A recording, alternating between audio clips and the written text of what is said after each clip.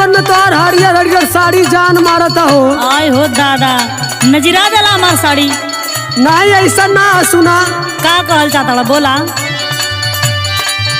जन मारे ले जवनिया जब करेलू निहुर के रोपनिया।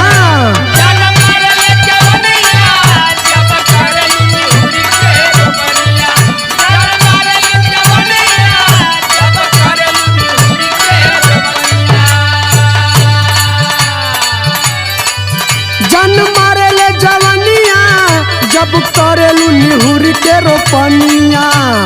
देख के जवन कन के बढ़ी जाले धड़कन, देख के जवन कन के बढ़ी जाले धड़कन, मर जाले लाई का पुरनिया जब करेलू निहुर के रोपनिया। जन मारे ले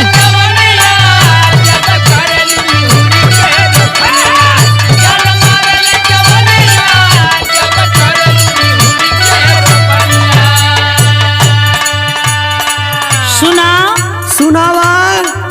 दूसरे के चीज के देख के लार मत चुआवा। काहे? अब इन पाला ना पड़ल बा ना। अच्छा अच्छा सुना सुनावा त। अभी पड़ल नहीं खे पाला,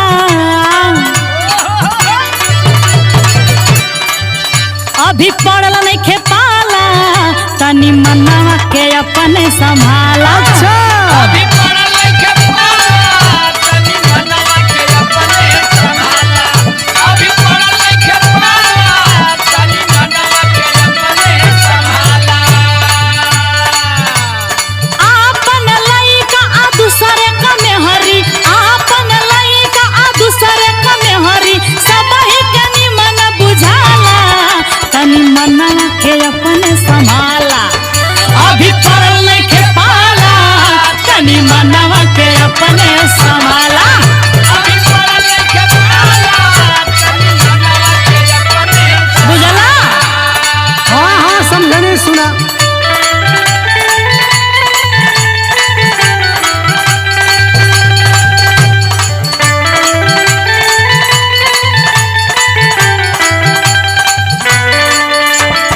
जो जो आय हाय नहीं खे पाला, तनी मनावा के अपने संभाला। अभी पड़ल नहीं खे पाला, तनी मनावा के अपने संभाला। ए भौजी का हो देर बबुआ? तोहर सुंदरता देख के ना केहुए के लाल टपक जाई। अच्छा, केहू का जिम्मा मतलब पहले अपने आप के संभाला। अरे वो तो हम संभाल लेब, लेकिन सुना है पहले बोला। कि तोहर सूरत भौजी जी ललचावे। जीला लचावे भौजी, जीला लचावे, जीला लचावे भौजी, जीला लचावे। गिलई के छिटा की सुंदरता बढ़ावे। सुंदरता बढ़ावे, सुंदरता बढ़ावे, सुंदरता बढ़ावे, सुंदरता बढ़ावे। समझलू? एकदम समझत हई। हाँ सुना कि तोहर सूरत भौजी जी ललचावे। गिलई के छिटा की सुंदरता बढ़ावे। बदर के अंदर से चमके बिजुरिया, टप टप टप के लपनिया जब करेलू निहुर के रोपनिया।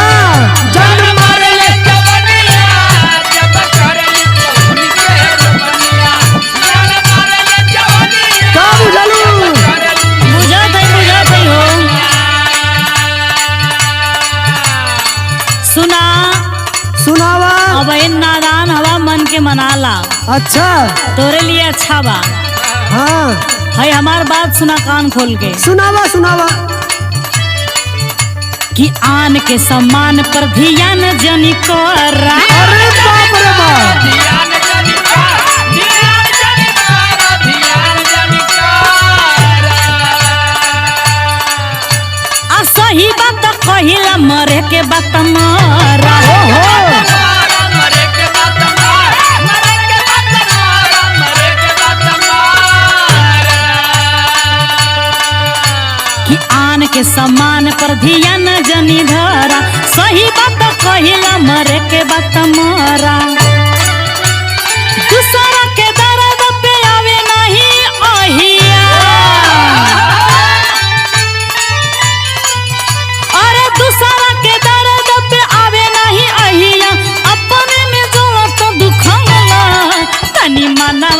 अपने संभाला।